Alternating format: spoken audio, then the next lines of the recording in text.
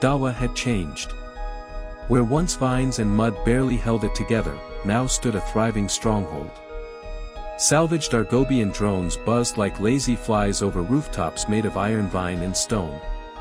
Makeshift turrets guarded the skies, patched together by crass ingenuity and underground tech. The children of the jungle walked with pride again. Ayatu moved through the heart of the village like a storm wrapped in calm. Her touch on a shoulder, a nod to a passing fighter, every gesture carried weight. Her people, Crass, hybrid, refugee, looked to her now not just as a leader, but as the flame holding the darkness at bay. At her side, Chad kept watch. His eyes, once broken by loss, had found new purpose here, rewiring captured drones, teaching Crass teenagers how to turn Argob's own weapons against them. Zara leaned casually against a wall nearby, her stolen pulse rifle slung across her back. She had once flown for Argob. Now, she hunted them. And the Thornclaws? They were becoming legend.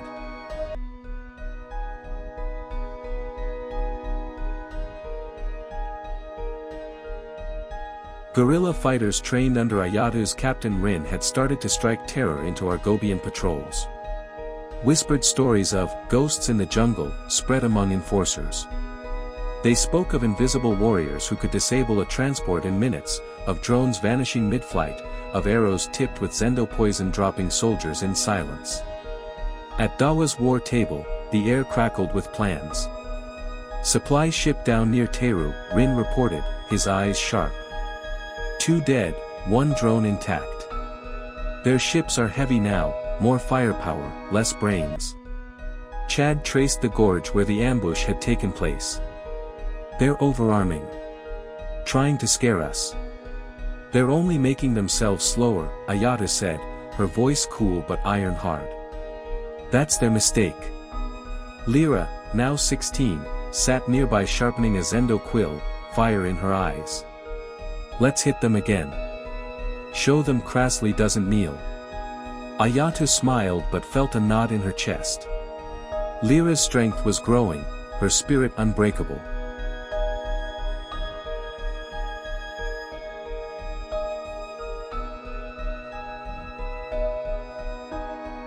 But war eats the young in silence. We will, she promised. But we fight smart. Then came the voice she hadn't heard in hours, her father, Bray. Lirith and Aura stand with us now, he said, placing a hand on her shoulder. They saw the truth in fire. But Godia. They're the thorn in our side, Ayatu said quietly. We don't know which way they'll turn. Then stay ready, Bray said. Because if they turn on us, it won't be with warning, it'll be with arrows. As the meeting ended, Ayatu's thoughts turned dark. A ship, Argobian, cloaked, was already on its way to Godia, delivering weapons and lies. Hashem's plan was to pit them against Dawa from within. But Ayatu didn't know that yet. She only felt it, the uneasy quiet before something breaks. In the growing hum of drones and sharpening of blades, she walked the village once more, the leader of a rebellion not yet at full war, her daughter at her side, and her enemies drawing closer. But in the jungle, ghosts were waiting. And they would not be silent.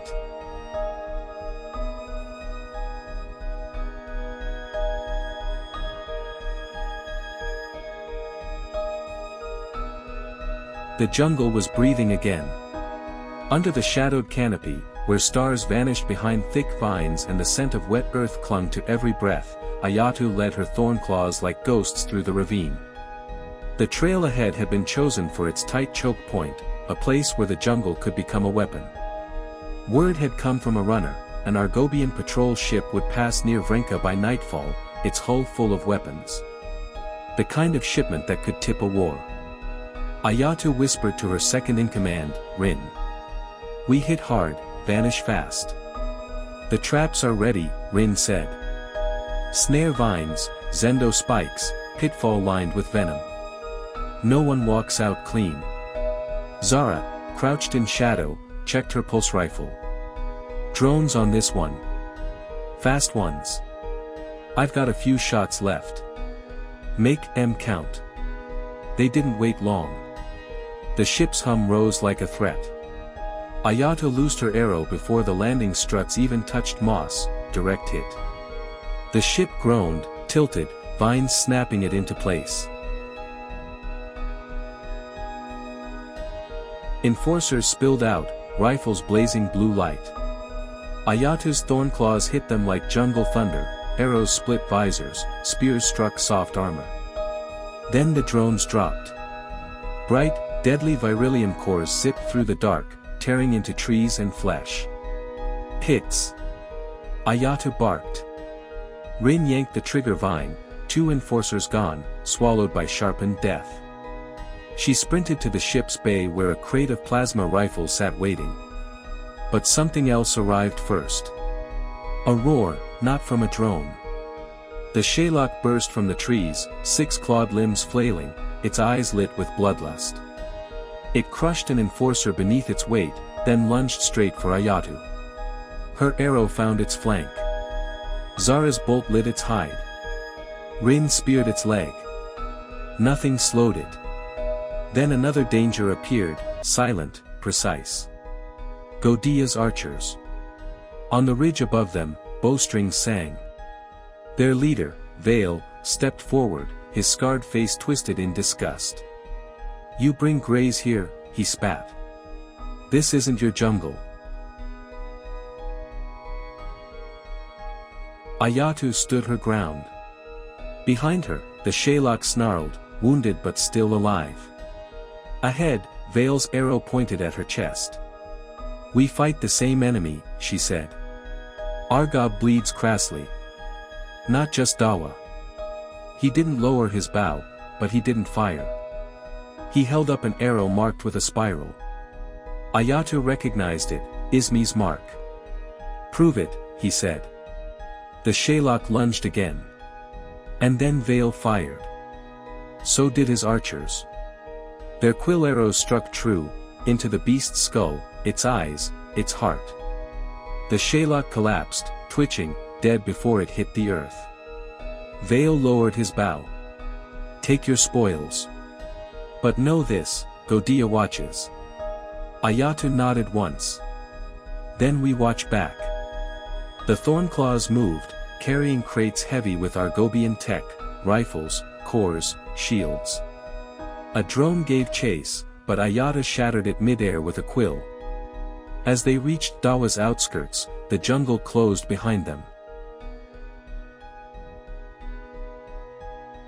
In the armory, Zara unpacked a shield core pulsing with alien energy. "Enough to hold a wall," she said. "But Godia's not done with us." Ayato turned the spiral-marked arrow in her hand, a question without an answer. "We keep fighting," she said. "And we keep watching. The jungle isn't done whispering."